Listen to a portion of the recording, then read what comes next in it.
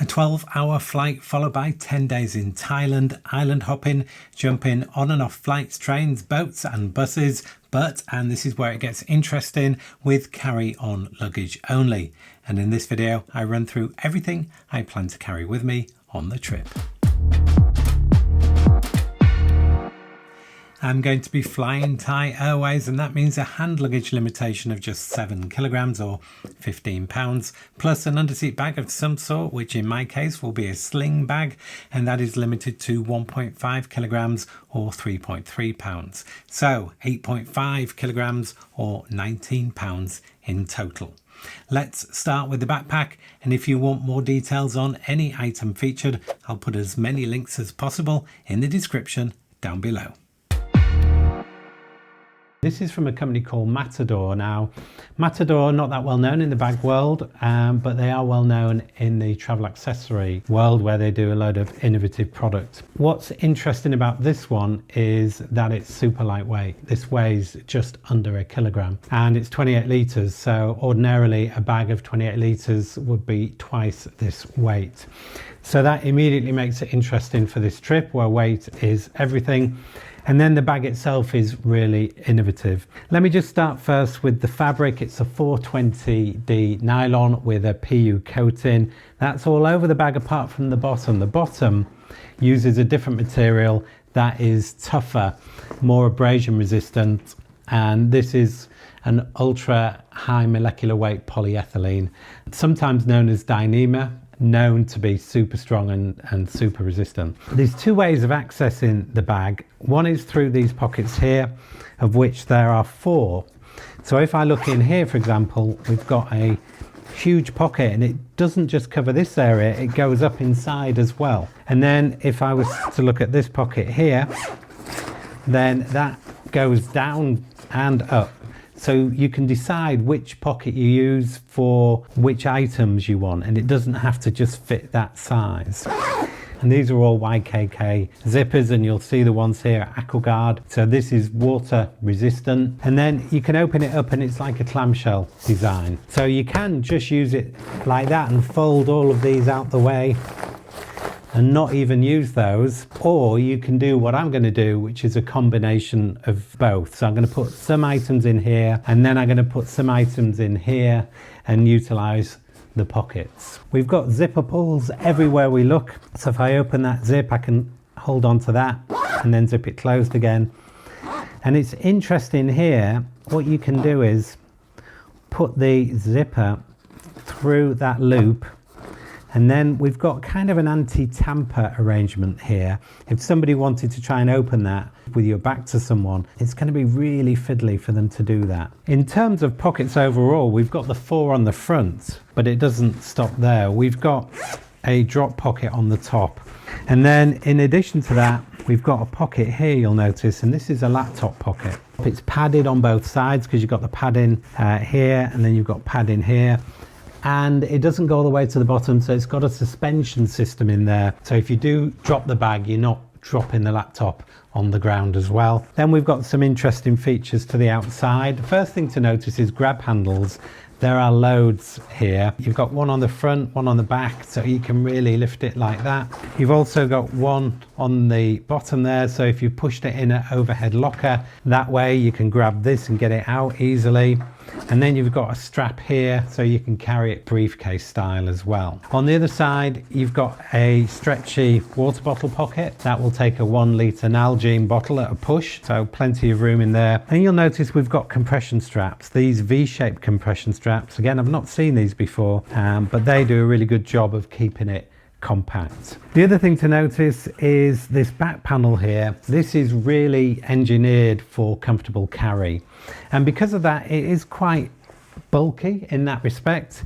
They do fold reasonably flat, but you're never going to get it super flat. And you'll notice they're seamless as well, so that is to help with comfort. Then we've got quite thick padding here. This is at least 1/2 inch thick all the way around there. And when you carry this on your back, it is super comfortable. It really does support well. We've also got a chest strap, which you would want. That works well. And then you've got a waist strap here. I would only use the waist strap on here if I was going long distances carrying this pack. And the great thing about that is the waist straps are really easy to remove. In terms of dimensions, this is designed for airline carry-on. I'll put the dimensions on screen now, but this will be allowed on pretty much all aircraft for hand carry. So those particular features make this ideal for this trip, and a big thank you to Matador for sending me this to try. So that's the bag. Let's now have a look at what I'm going to put in here. Let's look at the clothes. It's going to be warm, so I only need fairly light clothing. I've got a compression pack here, big fan of those. And in here, I've got 5 t-shirts and 2 shirts. I've got about 5 pairs of underwear here. I'm not going to need any more because I'm going to be washing whilst I'm there. I've got here some beach shoes. I'm one of those people who can't wear flip-flops. I much prefer this type of footwear, and it's quite lightweight. Combined, they are just about 600 grams. Next up in here, I've got 2 pairs of shorts. I've got some dry shorts and some swimwear. I'm just going to show you the swimwear I've got here. These are quite interesting because in here we have a waterproof pocket using Fidlock magnets, and it opens up a complete waterproof seal, and you've got room in there to fit a phone and a wallet. So if you find yourself on the beach, you don't want to leave a bag there that somebody could pick up, especially if it's got your valuables in it. So you can put them in there and you can go swimming, and it's going to keep the contents dry. Now, I'm not going to take a heavy coat, but I do want to stay warm, and there's a good chance we might be experiencing some downpours in Thailand, so I want a waterproof as well. So this is going to do both. This is from Graphen-X and it's called the Nomad E. It packs really small, as you can see. It weighs under 300 grams. And what we have here is a fully waterproof, fully breathable jacket. It's 3 layers. You've got ripstop nylon, then you've got a PU waterproof layer, and then this white layer here, which feels a bit rubbery, is printed graphene, and that retains heat. So if I'm wearing this in the UK to get to and from the airport and it gets a bit chilly, I'll put this on over a hoodie and this will retain the heat. If I'm in Thailand and I experience a downpour, then I can put this on knowing that it is fully waterproof. The next thing to show you is the toiletries I'm taking. This is an Alpaka Pouch. And the first thing I want to show you is this. This is the Philips one blade system. And this is going to replace what I normally use. So this is what I would normally use at home. I've got a head razor, I've got a neck razor, and then I've got a stubble razor. This will replace all 3, and I've been using it for the last couple of weeks just to make sure it does work. And with this guard on, I can get face stubble, just very short, but I can use this on my head. It takes a little bit longer because it's quite narrow, and it will do a great job of keeping my head hair really short. And then just the neck area, you take that off, and then this works like a blade. It cuts really close, and I use that just for my neck area, and it's rechargeable via USB, and that's really important. So that goes in there, that goes in a USB-A, and then it will last for hours on a single charge. So that replaces all my other razor paraphernalia. Next up, we've got some deodorant. This is a solid deodorant. I didn't want an aerosol. An aerosol is bulky and classed as a liquid. And the good thing about this is it uses replaceable cartridges here. So you reuse the plastic, you're not throwing this away once you've used the contents. And the contents here are all natural. So there's no parabens, no chemicals. And it's a deodorant, not an antiperspirant. An antiperspirant works by blocking the pores, and that is seen as not a good thing, often using aluminium. So you will still sweat with this, but the natural substances in here will kill the bacteria that causes odor. So we've got something here that is natural, it's good for the environment, and it's very lightweight. It's about 100 grams, and that to me is a great option. When it comes to getting showered, I wanted to avoid shower gel. Again, it's a liquid. This lasts longer. This is a soap bar. And the soap bar goes in here. The great thing about this bag, which is from Matador, the same people that make the backpack, is this has dry through technology. So the worst thing about using soap when you're moving around on your travels is it gets slimy. The great thing about this bag is, which is like a mini dry bag, is that the soap will dry in here. So you put the wet soap in, and when you get it out again, it's dry, but the outer is not wet. So this is a great way to carry soap when you're moving around between different destinations. And again, we're not using shower gel, so we're avoiding carrying liquids. Next up, we've got a toothbrush. I didn't want to take my normal Oral-B electric one because it's too bulky and it needs a base charger. So I've got this one from Philips. And this uses a AAA battery, which should last 3 months of daily use. And it vibrates, and it's lightweight, and it's compact. And it comes in this case. So I'm going to give that a test and see how that performs. Then we've got the liquid bag for security at the airport. Not much in here, just some toothpaste, some sun cream, and some aftershave. In here, I've just got some meds. So we're talking pain relief, diarrhea relief, super important, and also some other things like blood pressure tablets, which I use. Then we've got some ancillary items. This is a compact backpack, which is the size of a tennis ball and weighs about 100 grams. We've got a microfiber towel here. This is super lightweight, it's only about 40 grams, and it will dry me down if I get wet. Here we have a super basic first aid kit. We just don't have the weight capacity to take my normal first aid kit. So all we've got in here are some antiseptic wipes, some plasters and some dressings. And I've also got a mask in case I'm in some part of the world where they insist still on wearing a mask.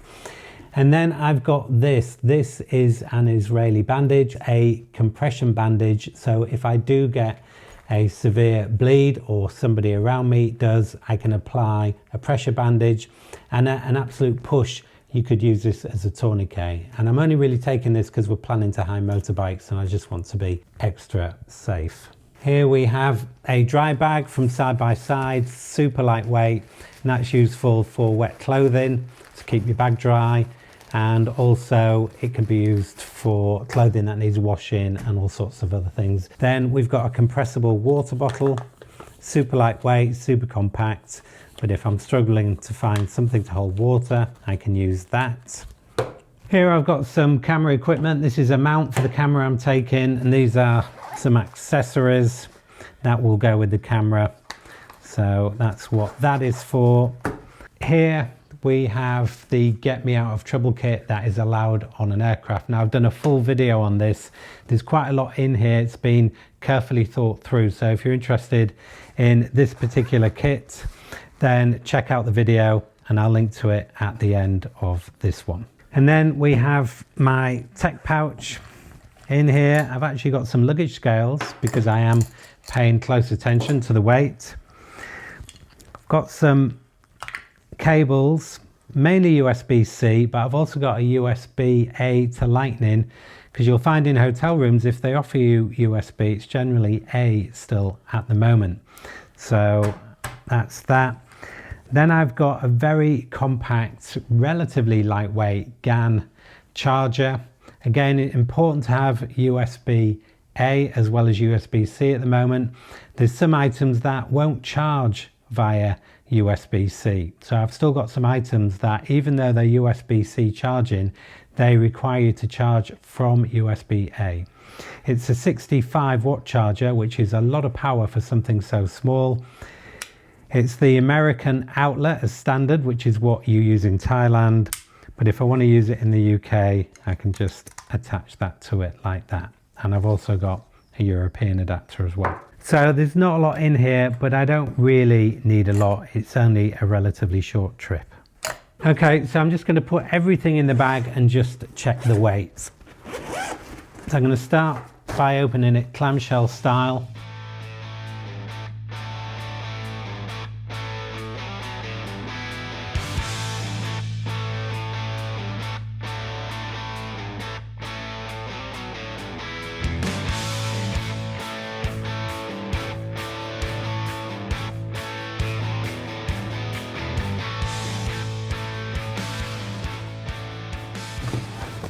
And then in the top here, I'm going to put the bag which airport security will want to see with the liquids in it. And there we have that. So let's just check the weight.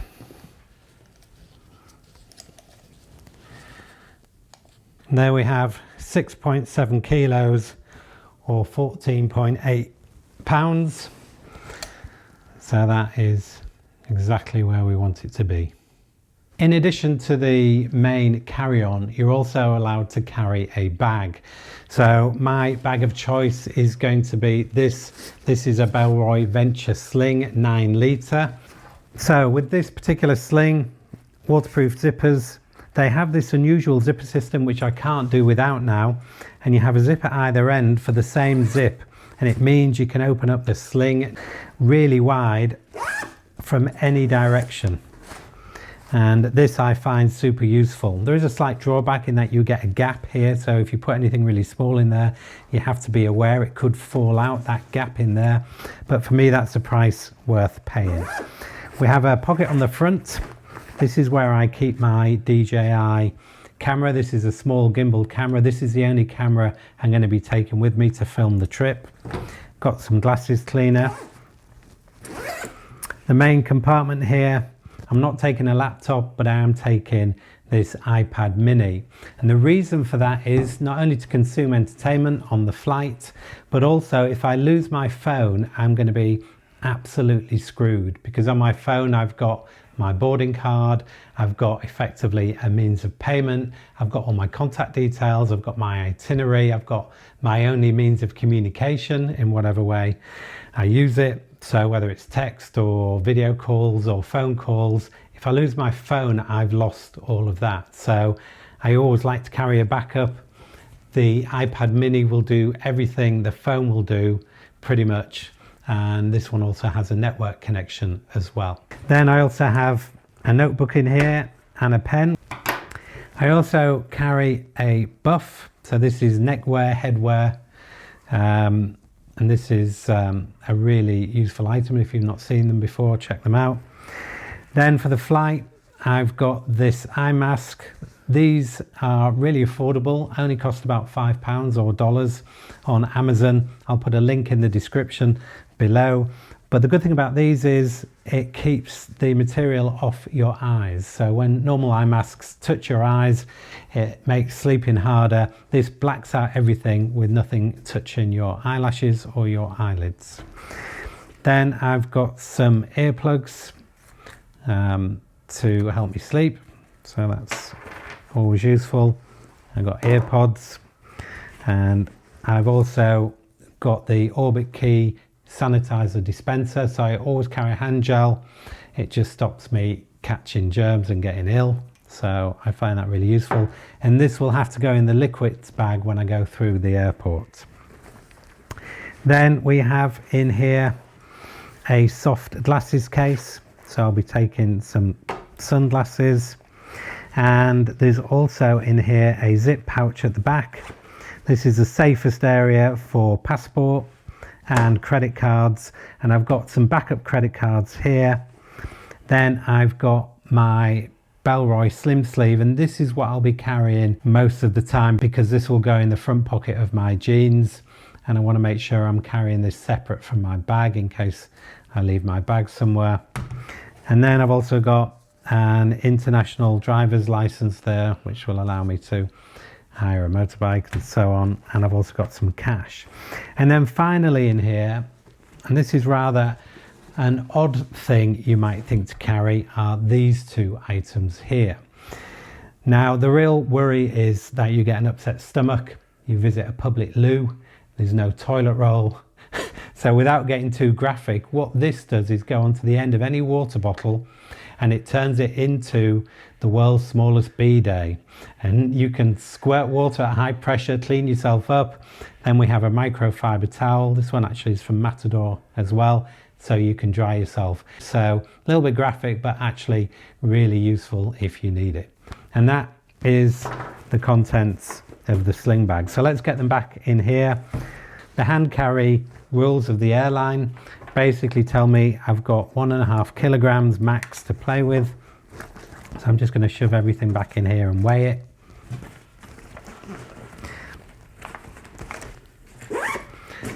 There we go. So we're looking for 1.5 kilos max.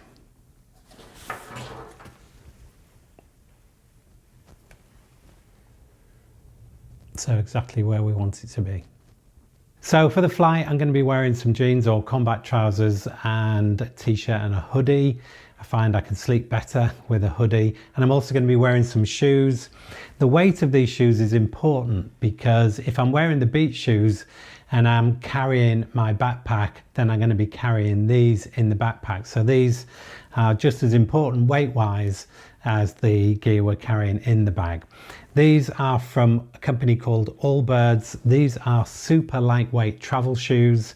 They weigh 500 grams for the two of them. And they're an interesting company, Allbirds, very much focused on the environment. The fabric here is made from eucalyptus fiber. The EVA base here is made from sugarcane. Even the laces are made from reused plastic bottles.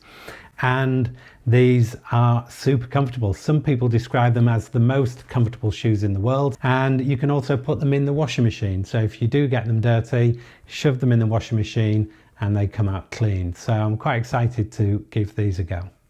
So that's everything I plan to take with me on the trip, and in my next video I hope to be able to show you what happened in Thailand and run through what gear worked and what didn't. And as soon as that's available, I'll link to it right here, and as promised down here I've got a link to the Get Me Out of Trouble kit. That's it for this one. I hope that's been useful, and thank you as always for watching.